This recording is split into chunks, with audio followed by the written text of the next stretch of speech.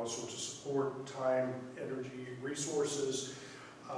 Northern Kentucky University Masters of Historic Preservation students worked over a few semesters, and some are still working on the history of the Newport Barracks, recording primary documentation and recording and cataloging archaeological artifacts.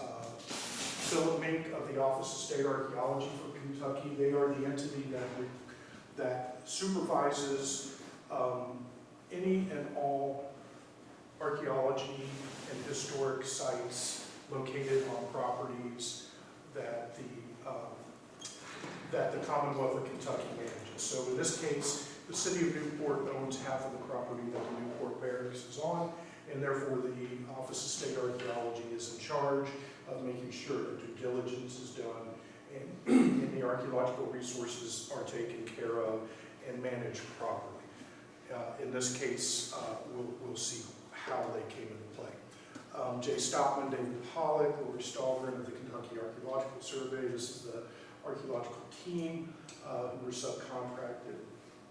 City of Newport, the U.S. Army Corps of Engineers, they were also involved because they have a spring bank restoration project, and they own property and control property that part of the barracks is on, and that is the flood wall, the Newport flood wall, which, by the way, is also, it's eligible and registered on the National Register of Historic Places due to context for the flood control activities due to 1937 flood. The communities engaged include consultants, undergrad and graduate students, avocational archaeologists, universities, local governments, and state and federal agencies. I'll tell you that it's really unique to be able to work on an archaeological site with so much historic documentation. It's just really uncanny. Most of the times archaeologists are working out in the field or in a remote location, and you don't have photos, you don't have drawings, you don't have all the writings that are involved in it. But the Newport Barracks were an integral part of the community from the time that it was established early on. And so we're going to go on and see about that. The story of the Newport Barracks and the city of Newport actually begins at about 8000 BC. Okay, and you think about that, it's like, wow, that's a long time. But these are some of the diagnostic, what archaeologists call projectile points, that were recovered from the barracks.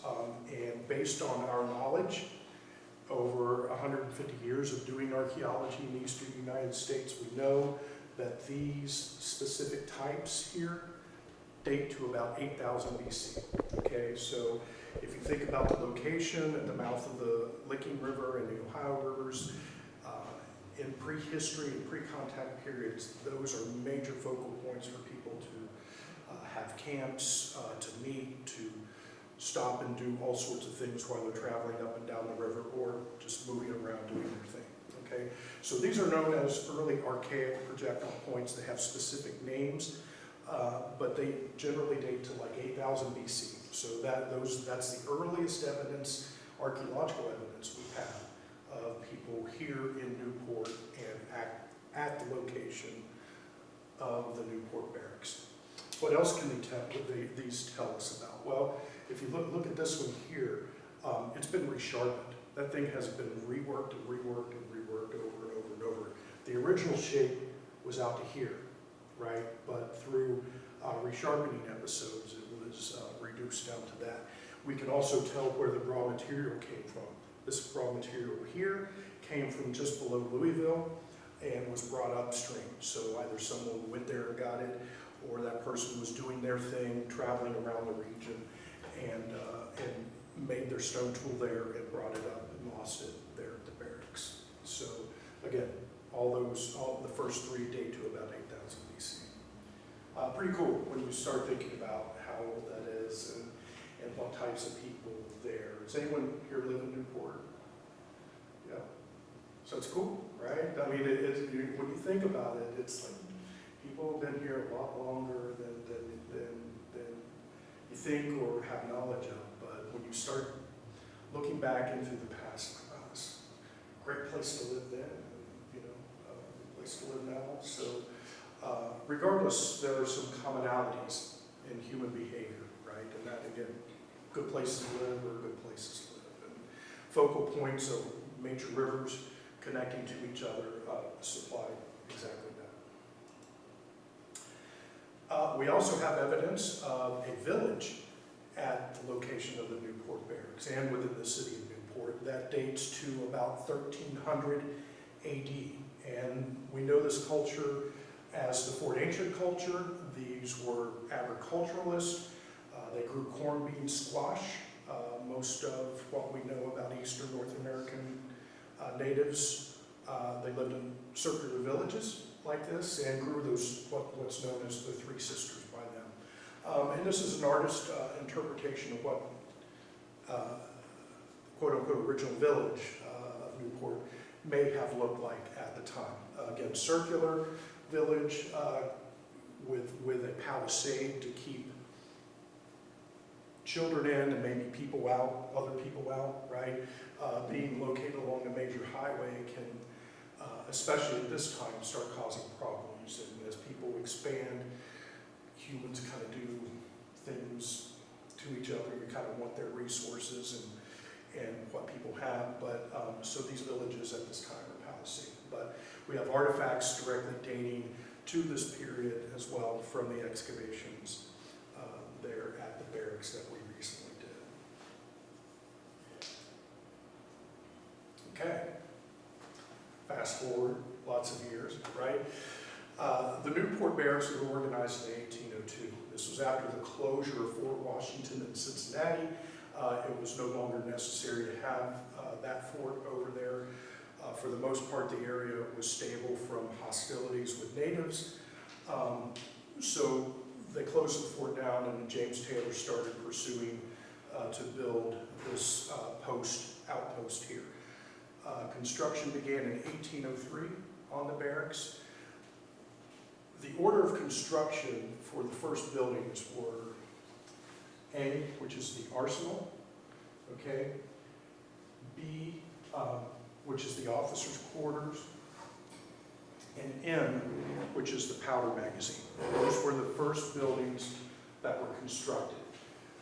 The original, the rest of these buildings were sprung up and erected by 1809, but it was these three that were the original buildings. And we have maps. That's kind of what makes it kind of incredible too. We have all these maps showing which buildings were made first and which expanded and grew. So to orient ourselves, right, there's the Licking River. This is James Taylor Park. Flood wall is probably roughly here. We'll see some very intense and correct maps. One of the privileges is that this is a military facility, a military installation, and the military has always had great engineers and great map drawers. So we're very fortunate to have this information. Powder magazine. We see the powder magazine in very, very early drawings of the barracks. It's here, right? It's a round structure. We have the specifics on how it was built, how deep it was.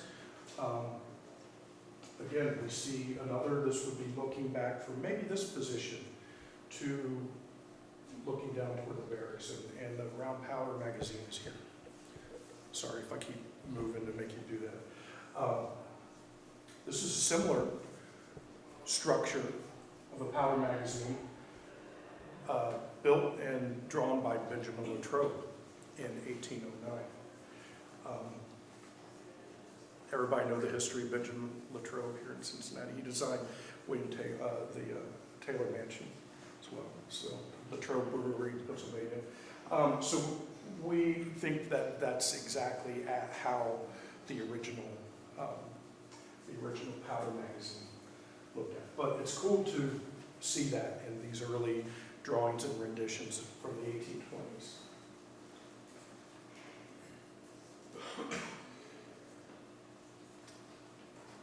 What was the function of the Newport Barracks? We have a pretty exhaustive list that we'll start going over later.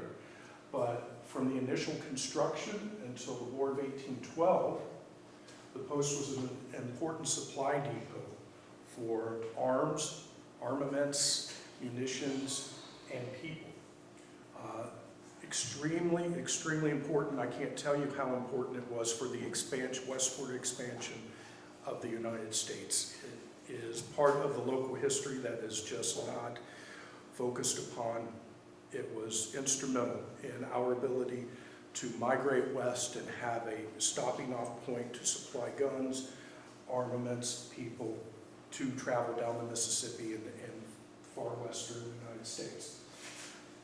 It was a recruiting and supply depot and station for Isaac Shelby, who was the first governor of Kentucky, in his march up to Detroit to fight the Native American and British armies. They organized in central Kentucky, stopped here at the march from central Kentucky to the barracks, stopped there, migrated north to fight these battles. At Newport, they armed themselves, got all their supplies that they needed, and went on about their business to attack the British. There's a cool story about a pig in there too. They're coming in through central Kentucky and they witness a couple of pigs fighting in the middle of the street. The victor of this battle, the troops stop and they all cheered the pig on. The victor followed them all the way from Harrodsburg, Kentucky, up here through to the barracks, all the way to the battles, right? The pig followed them every night, and the pig was doing pig things and being slow, and they would go and set up camp, and the pig would be a couple hours behind. Went and fought the battle, came across on the other side of the lake. They left the pig there, and they picked the pig up and followed it. The pig followed them all the way back down and ended up living on Isaac Shelby's farm for the rest of its life. No one ate it. It was a mascot. A book was recently written about the pig, so it's pretty funny when you start thinking about these stories behind people. But that's pig story. So after the Battle of the Thames, which is across the Great Lake from Detroit, Tecumseh was defeated, the Shawnee Nation kind of defeated. The barracks served as a POW camp for hundreds of British officers who were captured and sent down here as prisoners of war. So 439, there were 439 prisoners of war from the British Army housed here in Newport. The barracks also served as an ordnance depot in 1819, and there were over 300 barrels of gunpowder stored in that powder magazine, which was a huge store and a huge cache of resources. Gunpowder was basically made in eastern Kentucky and central Kentucky and shipped up the Licking River to be stored at the barracks and then shipped down to other facilities. This story is going to be important here in just a little bit about the British soldiers. During the British POW camp period, folks were allowed to go out to the community to work, the prisoners of war, that is. Something happened with this young gentleman, though, and we can't figure out exactly what it is. We've been diligently searching on the story, but there was a young British minor officer who was shot and killed, quote unquote, forcing the guard. And so we don't know exactly what he did, but he made one of the guards angry and they shot and killed him. December 24th, 1814. So this is 2 years after that battle. He was shot and killed and buried here on part of the barracks. There are other people who passed away here at the barracks and were initially interred here.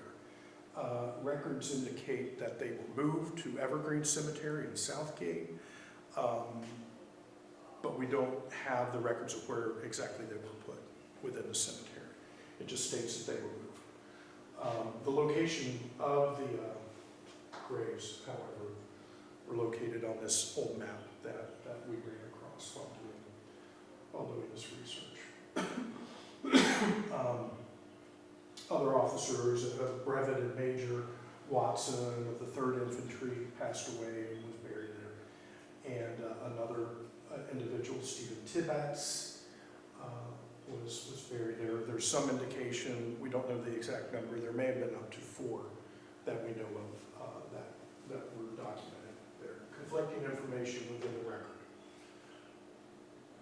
Are they still out there? We don't know. Maybe underneath the flood wall. For the most part, when you're dealing with the military, if they say they exhume someone and reinter them, they are generally correct, however. But it's just food for thought on the process of land use, right, within the barracks, and how we identify space and how one might attempt to go about researching that and finding evidence archaeologically. The Newport Barracks is one of the few places where our modern system of recording weather was started here. Again, one of the few places, one of the many places, but it actually was started here. And the generals were prompted to record daily observations at the barracks. So the NOAA weather and the way that we, and the means by which we record weather actually were started here. So that's a cool tidbit to impress your friends with at a dinner party. But here we have some very early records on what exactly they were recording. Morning to morning time, the time the sun came up, sun went down, temperatures and general weather conditions every day.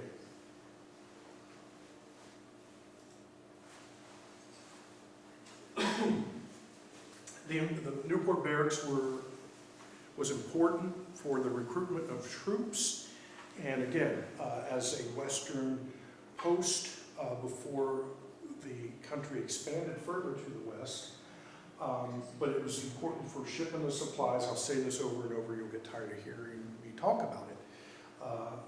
But it also was an important position and place for people to be stationed. Especially at the time of the Mexican-American War,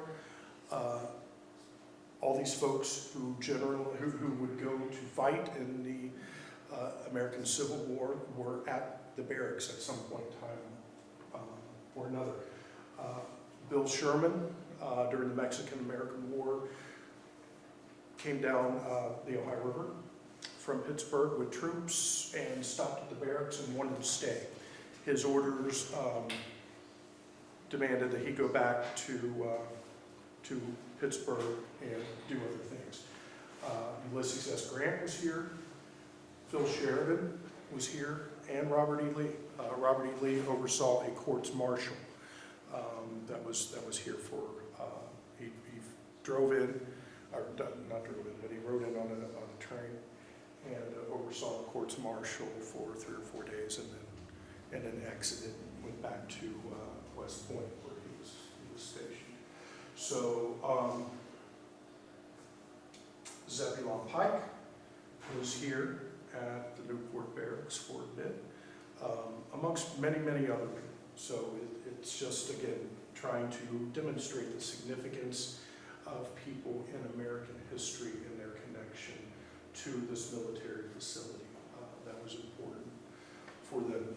Phil Sheridan wasn't really liked in the Newport community. He was a little too blue blood for folks. He didn't really particularly like it here either. But it's interesting, many people who were stationed here, again, Bill Sherman came in and wanted to stay here, but Phil Sheridan didn't want anything to do with it, so he tried to get out as soon as he could get out.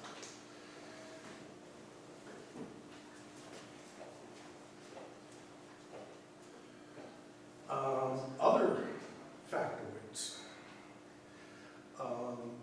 During the Civil War, the barracks served as a recruitment station and was home of the 13th Infantry Regiment.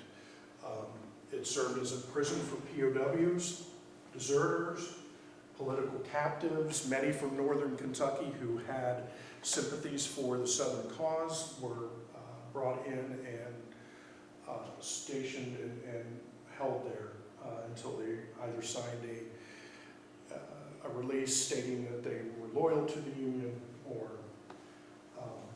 until the war was over. This is interesting too, and it's kind of important. It was one of the 2 locations for a school of drumming before and during the American Civil War. There weren't cell phones, there were not radios. Troop commands were sent by dispatch, but also through drum rolls and drum calls. And so those soldiers were conditioned and drilled and trained to know there were at least 25 different sounds and different types of drum beats that were used for very specific things. Young men learned this task. We have one that is buried up in Southgate in the Evergreen Cemetery, William Horsfalls, who was a resident of Newport at 15 years old. He ran away from home, joined the Union Army, won the Congressional Medal of Honor at the Battle of Shiloh, and was a drummer, but he won the Medal of Honor for going across the field of live fire, picking up a general and bringing him back to safety. But as a young child, he heard the drumming. Even though he didn't enlist here, he had to run away from his parents and go up to eastern Ohio to enlist. But went to 2 schools of drumming, and which was very important for communication during the American Civil War. Disease is a big problem, was a big problem then.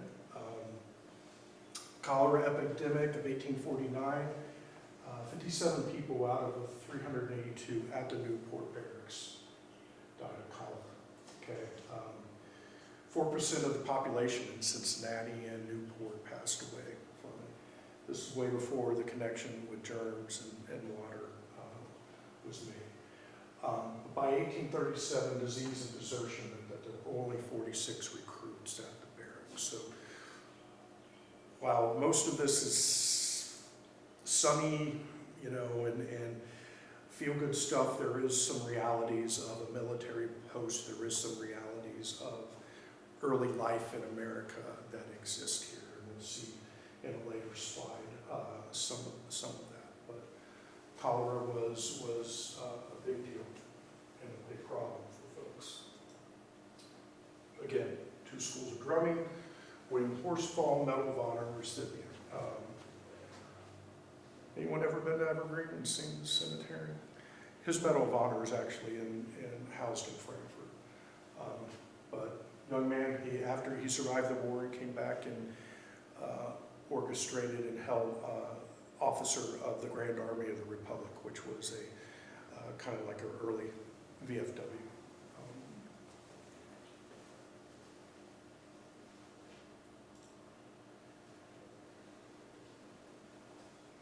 So this gets us after the Civil War. Again, the barracks are held political prisoners, POWs, and after the war there's a realignment in the Army's way of thinking and the expansion of the West, leading up to the wars out on the plains and battles with the Native Americans. So we see a shape change and expansion. You no longer see the powder magazine, it's gone someplace. But all these buildings and structures get realigned. Ohio River here, Licking River here. Hospitals increased in size. I always had a problem with the water in Newport. The wells weren't excavated deep enough, and so there was that's one of the reasons that there was such a big issue with cholera. There were complaints by the generals there that they were just stuck with poor well water, and it wasn't, they weren't having it, so problematic for them. But we do see an expansion and a redirection of the barracks. We have. Yep. Excuse me, was there always an issue about flooding with the Ohio and Licking there? There was, and we'll see Yes, there was, absolutely. Absolutely, no flood control back then, right? No flood control back then, and you were just at the mercy. Not well thought out. James Taylor, founder of the city, revered, but he had agendas, right? And that was, he wanted money, and so it was his property, he's made the brick, sold the brick. One aspect of the Newport Barracks is invoices and letters back and forth between Taylor and the government. Okay, I mean, there's some common themes with that, but it was, you owe me for this, you owe me for this, and you owe me for this, and so it gets really, it's an intriguing story, aspect of the story. It's not the whole story. But how awesome is this? Again, we have so many photographs. It's so rare to have a historic resource with so many photographs of it. This is a steamer, the Golden Crown, at the barracks. It's just awesome, and I'm actually intrigued. We can see the ice flow, and to your point, you can see how high the water is right now. It's just incredible to have these resources, though, in terms of being able to connect the archaeology with the history, with the history, and historical Is aspects. it on the Licking here? And then The boat is on the Lake, Ohio's here. This is the Ellen Bridge.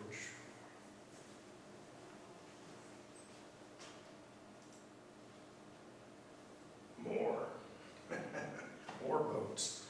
I don't know anybody else like steamers? I love them. And it's just so cool that we have these, have this. I'm showing you though because we can see the steepness of the bank here, right? And that's important for archaeological research. These are probably privies. These are outhouses, right? And they're located right there at the edge of the water.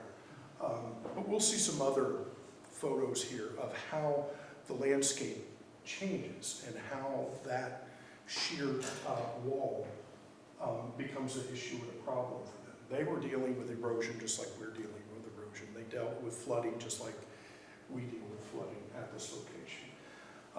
But again, just showing the relationship of the buildings from the barracks to the water level at that time.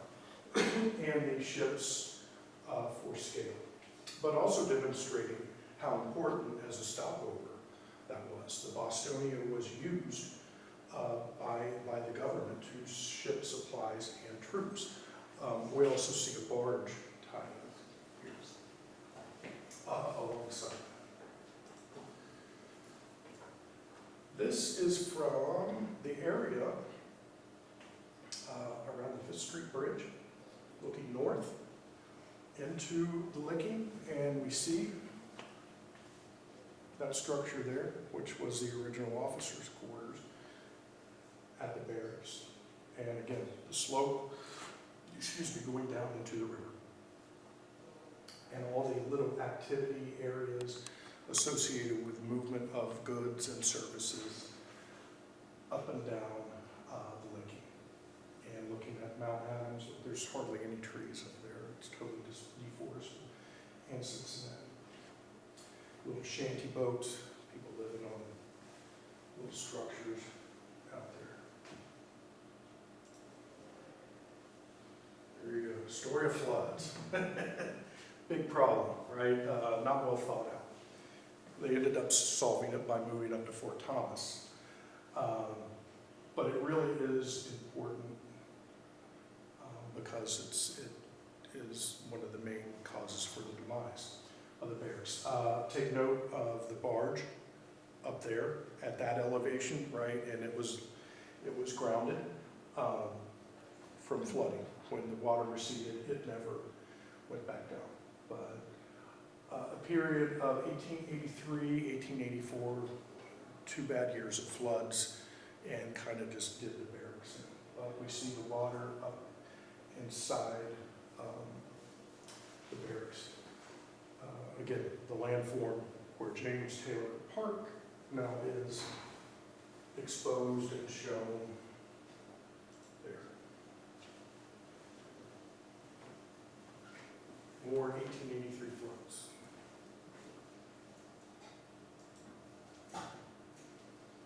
Here we're trying to demonstrate after the barracks, the landform, how it changed after the barracks were abandoned.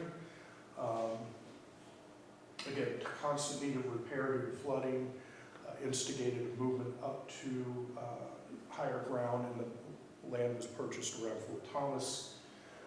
The property of the barracks was turned over to the city in 1894 and was used to park until the flood wall completion divided the property.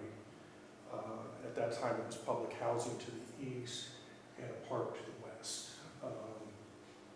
We don't see anything in 1934. There's no James Taylor Park there. Trees, etc. there.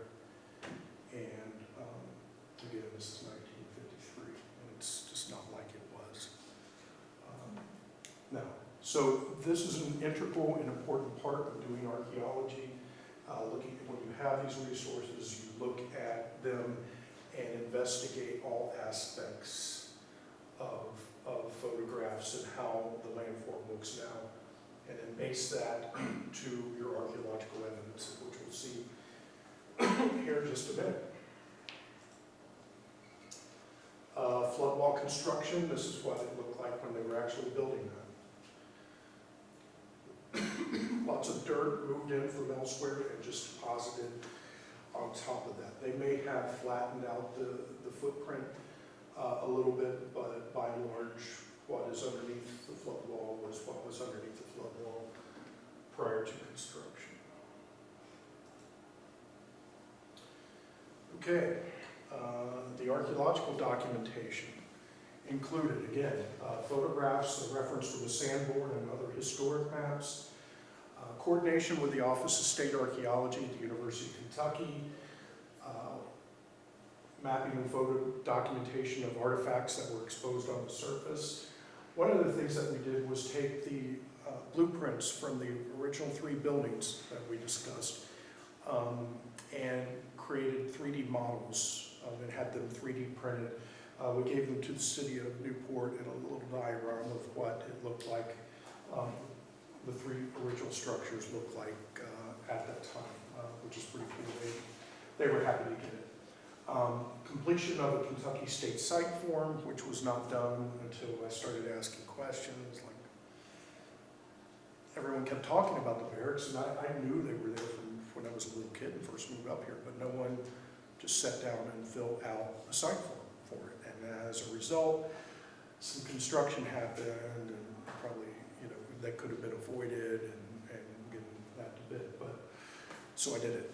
It's really kind of, even though I say I did it, it's not really about me. I was just kind of shocked that no one had taken the time to do that. But you don't know what you don't know, and people often think that there is a group of roaming archaeologists that record sites, and it's just not that way. You have to invest your time into it. And so through contacts with the city and constant discussion with the city, it went onto the map.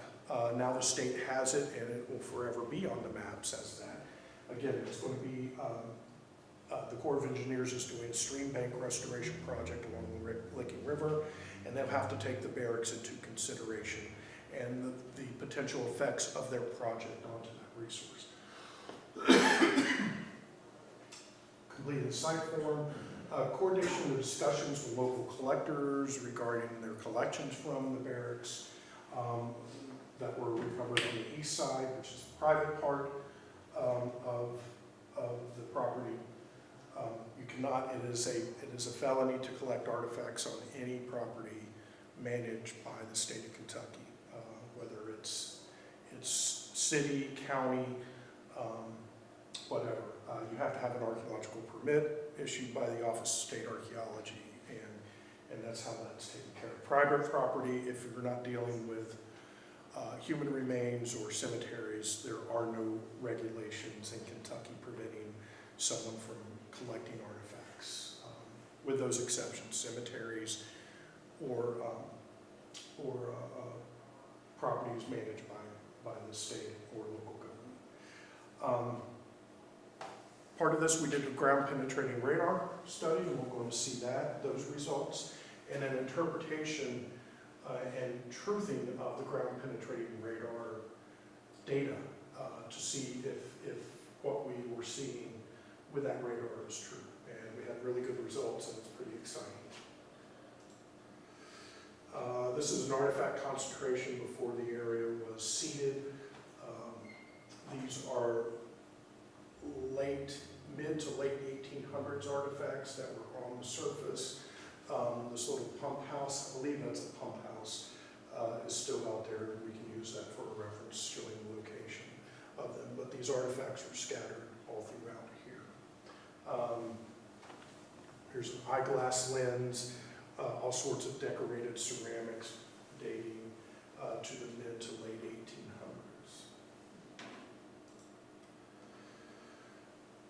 Early map of the barracks. So one of the things that we discussed, and one of my goals really in this and advising the city on the process, is to first get out there and see what we have through non-destructive means, and that is through using ground penetrating radar.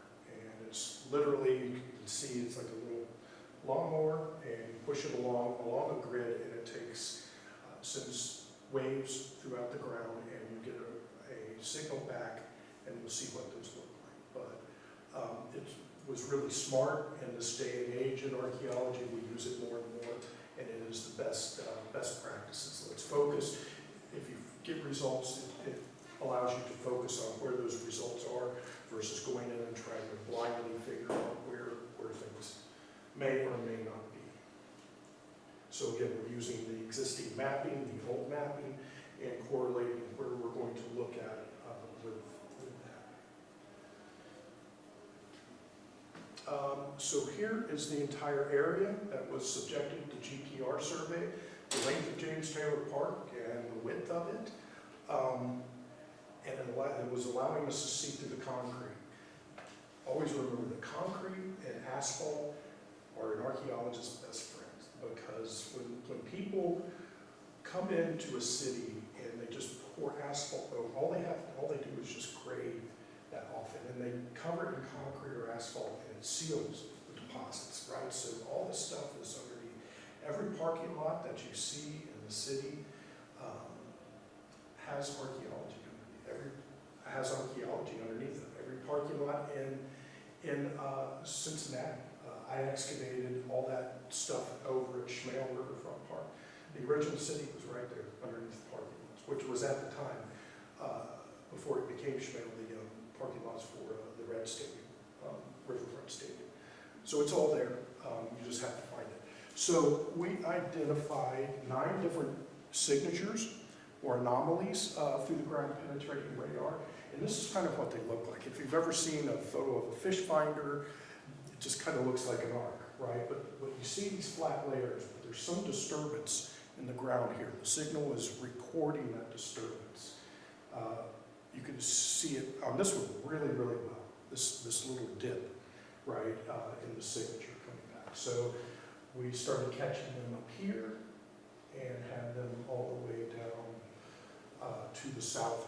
If you're familiar with the park where the gazebo is shown. This is the northern concentration here. And we really hit kind of pay dirt just south of the existing monument to the barracks.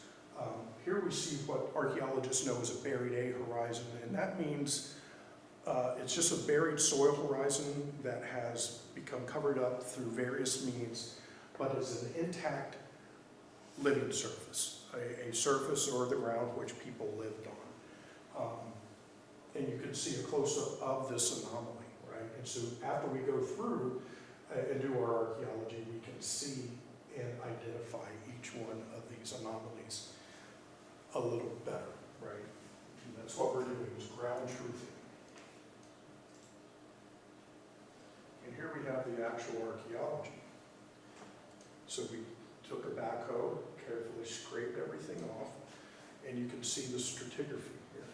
this line here of this kind of tan and reddish soil is the buried A horizon, okay? And in that was the pre-contact stuff that we saw that dates to the 1300s, and that is mixed up with historic era artifacts, and that is one of the original foundations of the building, okay? And that's what showed up just a minute ago in that GPR. This is a walkway going into a doorway on that. And this was just chock full of artifacts. So it works. In the old days, would have to just go in there blind and take a backhoe and start stripping off the plow zone slowly and looking for that. But this really helped us identify specific areas where we had the best chance of identifying archaeology. And there's what it looks like when you go into a different view within the GIS, right? And this was that wall going off at an angle. There. Cool stuff. It's really, really, really exciting. When I first started in archaeology, we didn't have GIS and hand-drew maps.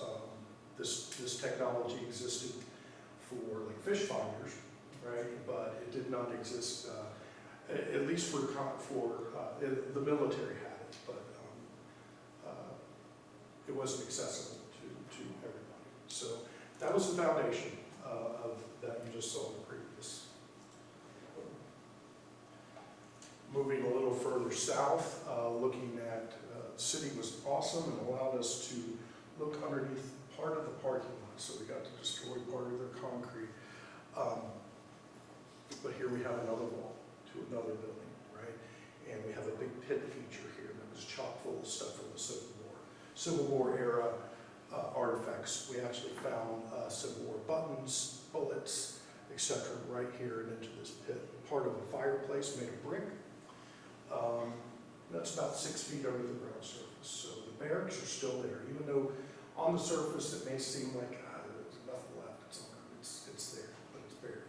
Is it buried because of river rising? Is that bringing in silts? That bringing in silts, but also if you notice from the earlier photos, they're having a problem with erosion. So even back then they're trying to fill and use fill. There's a bunch of slag out there, so they were getting slag from down the street at the foundry and trying to stabilize the bank and put that in there. But yeah, intact deposits with house foundation, with building foundations there and pit features. Close up of the building foundation in the bottom of the pit, and this cultural feature trash pit right here.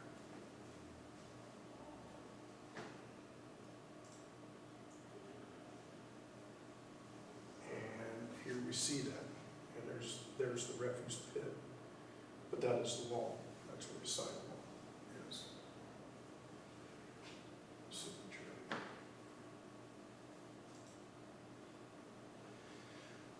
I spoke briefly on this. This is a cool thing, if I don't, before I forget. This retaining wall sits down below. It's still visible. We can't see it as a wall. It's a little hump, but that retaining wall is on the earliest depictions of the barracks. And I just spoke on erosion and their limited. That's probably why this thing went up here. This is the Ohio River looking onward. But this is all, I don't know if they recycled it. We haven't really messed with this much or looked at this area, but this is where the monument now, right, the existing monument is. And if you look right over that is a mound of dirt and it breaks off. But site functions for the Newport Barracks, right, was a supply depot, a communal reference point. People go there for all sorts of things, and they look at it, and they write poems about it, they sing songs about it. The military band was an important part of the community as well. Cemetery, as we discussed, a military school, Hospital for troops and citizens, people go there. There are no hospitals yet, but they go there for treatment. Prisoner of war camp, military prison, recruitment station, staging area, again, school for drumming, weather reporting, research post for medical officers. The book on military surgery during the American Civil War was written by the gentleman who was stationed here at the Newport Barracks and went daily from the barracks up into the University of Cincinnati to do his research. Public housing, public park, and community safety vis-a-vis the flood wall.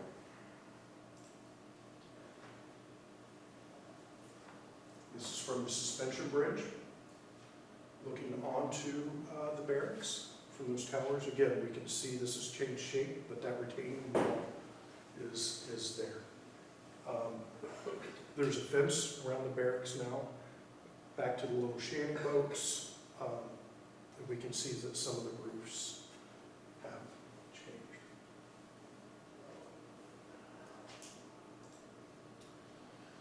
Stories about people. I have lots of stories about people. It was really important when I was getting this together that I kind of, it's one thing to talk about things, but again, we have the rare opportunity to discuss people that were at the barracks. I pulled these from papers and various resources. This is 1851. 69 years ago, the 4th Instrumental Party of adventurers from the eastern states, after a long and toilsome journey, descended the Ohio River and camped upon the spot where the Newport Barracks now stands. They were separated for several stations in Kentucky and turned their steps through the wilderness, first pledging to each other in the spirit that they be termed as prophetically romantic, to meet upon the same spot from which many of them, as may survive, in 50 years from that day. That pact was made in November 1782, and in 1832, they all met back at the barracks. So again, I'm trying to demonstrate the humanity of this location and that people were writing about it. Right? This is such a focal point in the historic period, but it's from the New York Times in 1851. So that's how far it gets back. Barracks land for sale, be enacted by the General Assembly that the purchase made by the United States of 5 acres and 6 square poles in the town of Newport, County of Campbell, for the purpose of erecting an arsenal and other public buildings shall, same as hereby ratified and confirmed, vesting in the United States the power to exercise exclusive jurisdiction to demand and receive from the officer or other person who may have command or direction thereof. So, yeah, that was the official act in 1803, December 26th, that got the government the property from James Taylor. Deserters. Deserters have always been an issue with the Army. This is a $20 reward, big money back then, for very specific people. It describes them. This gentleman's 24, born in Pennsylvania, 5 feet 11, fair complexion. Left the barracks, took with him a citizen coat and other trappings. Thomas Morris was his name, and this other gentleman's name was Richard Chenet. 19 years of age, 5'8", dark complexion, black hair, blue eyes. $20.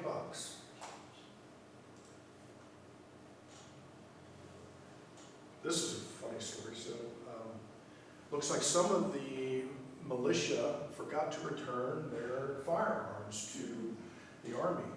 And this is a newspaper notice from 1816 stating, public notice, having this day received a communication from Captain R.D. Richardson of the Ordnance Department requiring all persons holding public arms in their possession be, I get confused on the old F's because they didn't make S's, they look at, it's like, that doesn't spell right. Arms in their possession to be immediately delivered to the commanding officer at Vincennes for purpose of being boxed up and transmitted to Newport, Kentucky for repairs.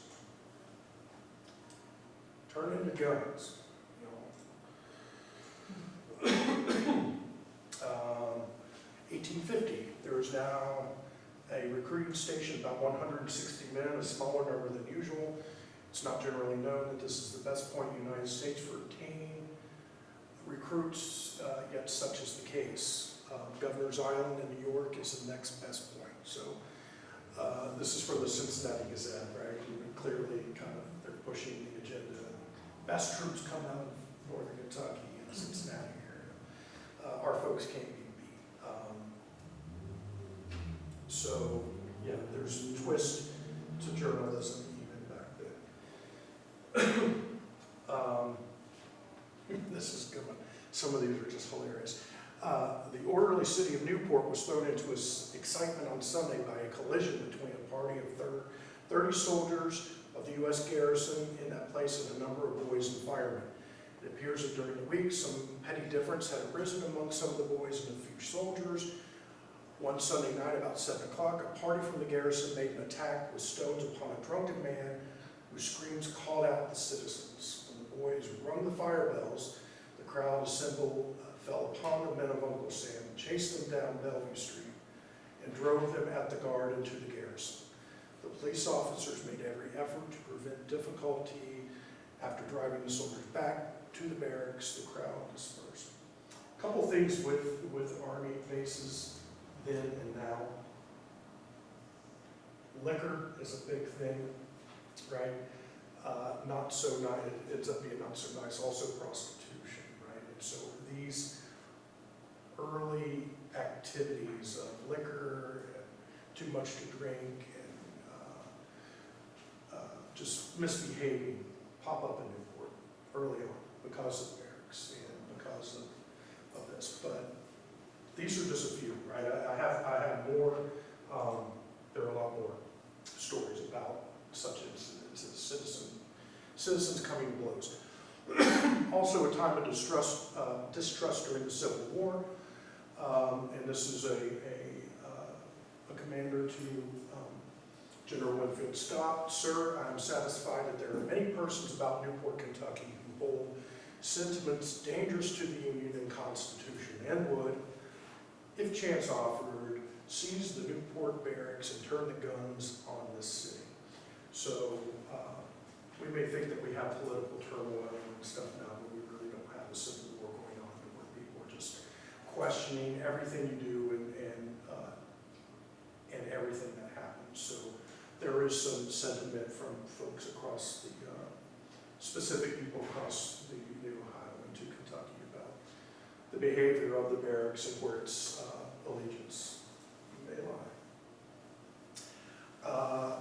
Enslaved refugees, 1865, about 100 colored refugees from the vicinity of the Virginia Salt Works have arrived in the city and are presently quartered at the barracks, most of them able-bodied men, and has signified their intention of entering into the Union Army. So, refugee camp, right? It's one of the other things that's happening is people coming up here and joining up in the Army. This is significant because it just demonstrates what the last gentleman said is really not the case. And these refugees are allowed to seek asylum there and are going to join up into the Army. So. Riot in Newport. About 8 o'clock on Tuesday, some 30 or 40 soldiers, supposed to be members of Company A, stationed at Newport, assaulted the coffee house of Charles Amen at the southeast corner of Bellevue and Isabella Streets with bricks and stones, smashing in windows, doors, etc., and doing other damage. We learned that a soldier got into a difficulty with Amen the evening before, and his comrades took the above method to avenge the wrongs, whatever they were, that sustained at the hand of the coffee house. Drunken brawls happen all the time. This is my favorite story.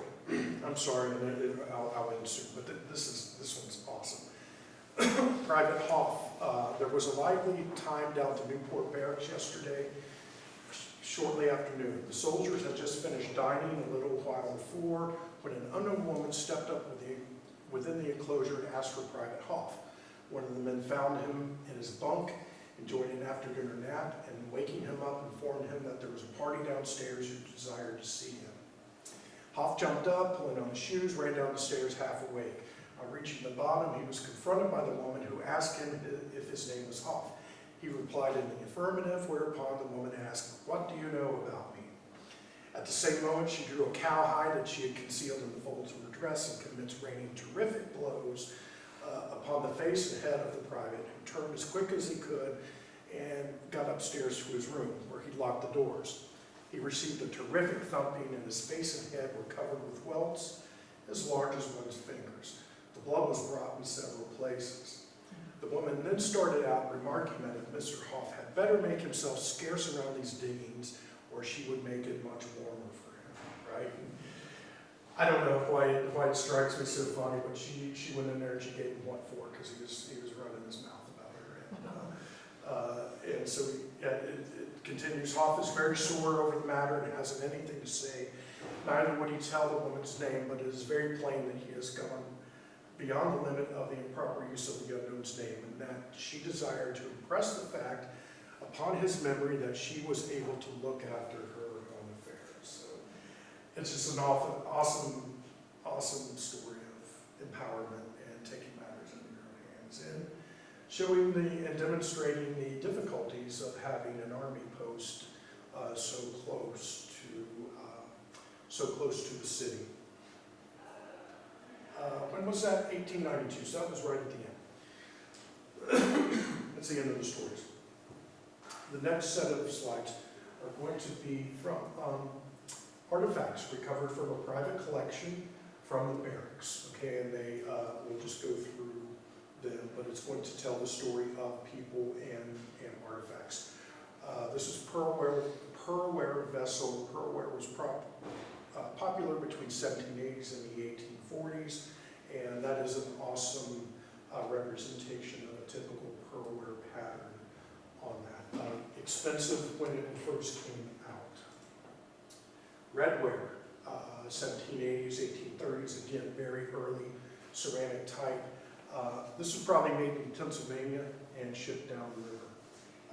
Redware is an early industry in any community that pops up, but this is more similar to wares that we see in decorations for Pennsylvania.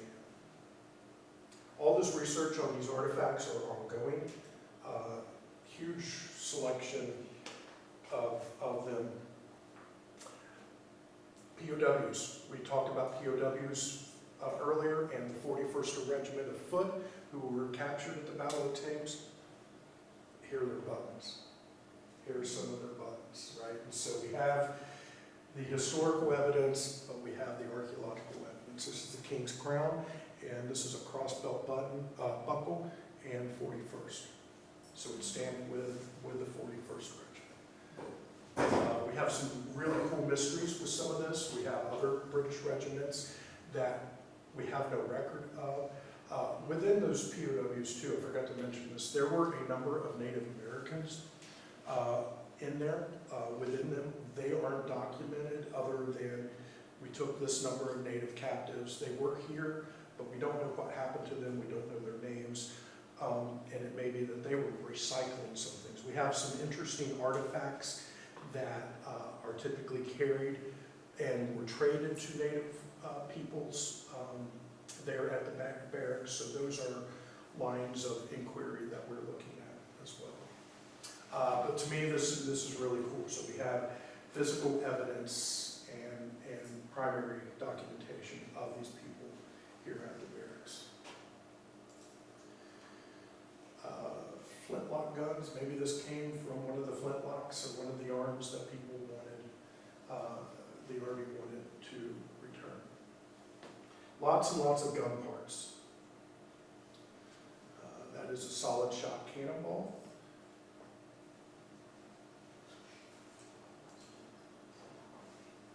Bayonets. These are from the War of 1812. concerned. So the rust has been, through electrolysis, taken off of them, and the artifacts have been stabilized through a different process. Artillery units, these are little cannons on these. So we don't have a documentation within the British troops of an artillery unit that were within the POWs, but we have some evidence there. So that's a clue, right? And we're looking through trying to resolve that. These are really just the best examples. There are more and more of these artifacts in various stages of condition. But these are the best examples. Artifacts, these are known as military M buttons, United States, 1808. There are a whole lot of those. Really frequent find there at the barracks. USA Hospital, Civil War era bottle. It's really nice and cool photo, cool artifact. Everyday tools from blacksmith shop, scribes, pliers, files of different shapes and sizes. Lots of coins. Soldiers always have money in their pockets, and they always lose it through various means. New Jersey State copper coin, 1787. So that's a real early coin that was in circulation, probably. It may even predate the barracks, maybe some during the Revolution, or some explorer maybe just after dropped that. But we believe it was probably in circulation still and being used by someone who was there at the barracks. Part of the syringe. Pretty ghastly. The needle wasn't on there, but it's pretty big. I can't imagine. But again, they're treating people, they're treating the community, they're training their medical staff for the upcoming war, whichever war it was, Spanish-American War or Civil War. So there was a hospital there, and that's some of the evidence of the hospital. Spanish pieces of 8, or reals. This is the piece of 8, right? That's a half a piece. Lots of these. Silver, and there's a lot of them. They were legal currency in the United States up until, I think, the 1840s. I forget the specific year. It was 1840 something, I believe. But that's where the term pieces of 8, because they're cutting the coins into pieces. First, I excavated one of these in a historic grave in Gallatin County, Kentucky, about 5 years ago, but after 33 years, that was the first one I found. This collection is only the second time I've ever dealt with Spanish reals. Probably be made out of Mexico, shipped back to Spain, but being in circulation. So not so bright news or data on the barracks. I started becoming interested in life at the barracks for soldier day to day. Started looking at some of the data, because when soldiers would die at the barracks, it would be recorded. Unfortunately, not all the information on them was recorded, but I took what I could get and started chasing this data. Cause of death, right? The biggest cause of death is cholera. The second largest cause of death is drowning. People, young men, deciding they can swim the Licking River or the Ohio River, and they get out there with a cramp and then they drown. Typhoid, dysentery, suicide. It's almost 5%, right? Soldiers often become depressed, and it is more prominent now, PTSD, than back then, at least the acknowledgement of it as an issue. But when you look at, smallpox was huge back in the 1800s, but more people died of suicide than smallpox at the barracks. So we have all these other ulcers, concussion, pulmonary bronchitis, spinal injury. Some of these soldiers are being brought in from battles as well and passing away there. But again, cholera epidemics were a big issue, and drowning, followed by typhoid. Is this comprehensive of the entire duration of the? What's that? Is this comprehensive of the whole? Yes, the next slide, we'll see some specific data per year, right? And this is, I compiled it per year. One would think, with the American Civil War and it being used as a hospital, we would see spikes and peaks, but it's actually during the Mexican-American War, just before the Civil War, that we see the highest numbers of death rates per year at the barracks. So, this is the American Civil War years, right, from here to here. So it is kind of high, but it's that Mexican-American War and the cholera epidemics that peak there. So not very pretty. I don't want to focus right too much, but it is important to look at data, historic data, archaeological data in different ways. And what I'm attempting to do here, again, is tell stories and show the humanity of life in Newport, as part of Newport as it was, back in the day, for these soldiers.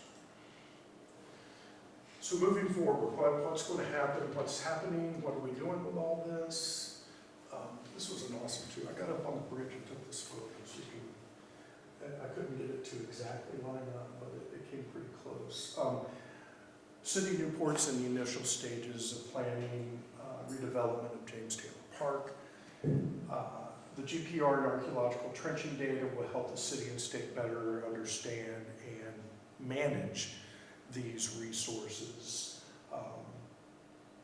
And discussions with Senator McConnell have already taken place. He's a huge history buff, so he's aware of the barracks and what's been going on, and our attempts to bring the information to the public and wider audience in the state and the nation. The NKU Public History program is continuing to do research, compiling data, and organizing it into a synthetic thing. We hope to be involved in the reinterpretation of the park and to be able to tell different aspects of these stories to everyone. This is my interpretation as an archaeologist doing it all these years. The remaining portions of the park that the city owns are eligible for the National Register of Historic Places. It's an important place in American history. It has intact deposits underneath the concrete and likely underneath the flood wall. And it is significant and worthy on listing on the National Register. There's a potential for listing with the Kentucky Military History Heritage Commission, and again, getting to a modern interpretation of the park and synthesizing the historical and archaeological significance into various media to present to everyone. I think that's it. That's it. That's it. Got through it. Any questions? Any questions? Yeah. Go. Well, you mentioned early on when you were through the introduction that you're resistant or reticent about people knowing about the Newport Barracks. Sure. So what's in place for protection of all these? So we have consulted with the city. A lot of this, the protection falls under it's called the Kentucky Antiquities Act. It is was formulated in 1964. It is as old as I am, and that just states what the law is, right? So what can people do to protect it? Well, for one, we're going to put, the city's going to put up signage that it is a felony to collect artifacts from that part of the park. And that's really, other than increased patrols, Yeah. because as soon as you, again, people have known, collectors have known about this forever and ever and ever, right? We're kind of late to the game. But that's really all you can do, is put up signage, attempt to educate people. It's like, okay, this is all of our history. It's not just yours, right? And it's not for personal gain. This belongs to us all. We're all going to interpret, and we're all going to enjoy all this. One of the big things one of the reasons I took on cataloging that private collection is so that everybody could see it. And I put my time in, and other people put their time into it, analyzing it, and figured out exactly how we're going to present it out to everyone. It probably will end up in numerous types of publications or website or whatever, but that's how we're going to go about doing it. So signage and attempts to educate folks. So I think there will, and there was a temporary sign up stating that it was a felony to collect artifacts from the property. So, and police patrols have increased. It's the same. So yeah. So when did you do your study when you were taking the radar license? The GPR was done, so this, it'll be a year in June, Last year? last year, yeah, June of last year. Yeah. Any other questions? Thank you. You're welcome. I think Scott Clark's going to have him speak to the city, coming up in May.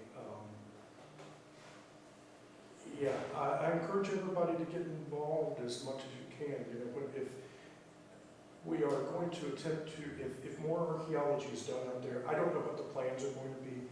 Again, the city's committed to doing, they have to do archaeology, but they're committed to going through the process correctly and engaging the public, so there will likely be opportunities to get out and screen dirt or become involved and do archaeology on the site and with people. It's really important. This is your resource as much as it is mine. If you live here, even more so. And I'm happy to facilitate that conversation between parties. It's really, at this point in my career, what I'm really interested in is joining the public and through the public history program at NKU to engaging and educating people about what is underneath all of our feet, everywhere we go, especially here in Newport. The City of Newport and NKU have a long history of collaboration with the public history program, the graduate program of public history and regular history program. So we look forward to continuing that, providing opportunities for students to get real life experience working in historic preservation, whether it's with structures or archaeology or history. Yeah. I was going to say, you have several Newport residents here in this session, so thank you for what you're doing. Yeah, thank you. Why wasn't there more effort put like on the south side of the flood wall before this project started? Basically everything on that side was totally buried. How observant of you. I do not know the entire history of that.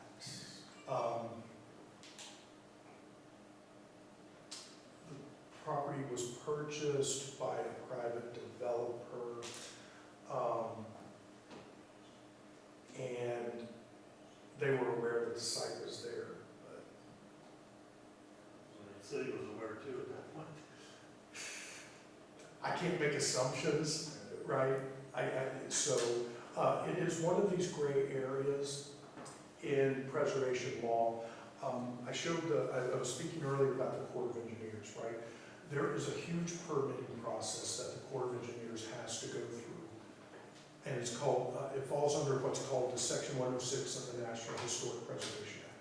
Any governmental agency conducting any work has to take, or an agency issuing a permit has to take into account cultural resources. What is my project? What is this government project or this project on behalf of the people of the United States? What is its effect to this historic resource? Since the site wasn't recorded with the state up until the time I did it, the Corps said no historic properties will be affected, right?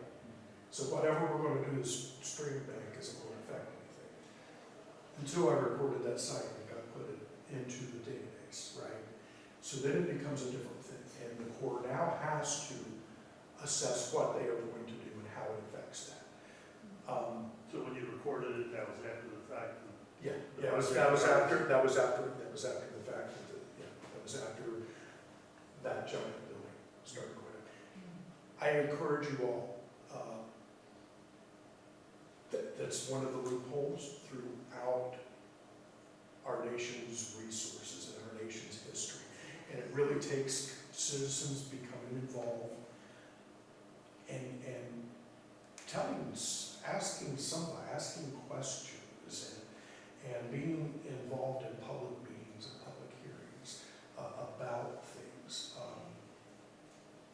It just kind of slipped through the cracks. This isn't the only example of this. I can list probably 30 in Louisville and Lexington, right? Big urban centers like this. So it is one of the faults of this. So there's no federal nexus, but we now know, and we know that there are regulations concerning properties managed by local governments, right? And that is the Kentucky Antiquities Act of 1964.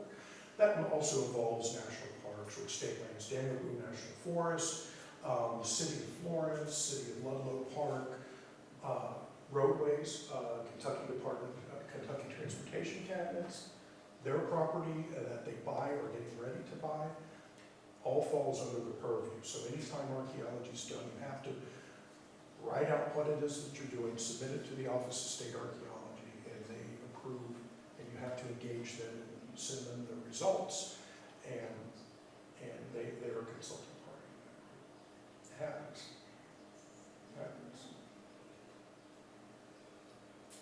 Great. All right. I appreciate y'all coming. Yeah. Yes, there's a roundabout there. Yeah. Like where barracks used to be, just Just to beyond there. yeah. Just And they were talking about some kind of a statue or something there on the roundabout. Do you know if anything's been decided about that? any specific kind of plans. Scott Clark. Monument or something about. You know, so again, it's interpretation.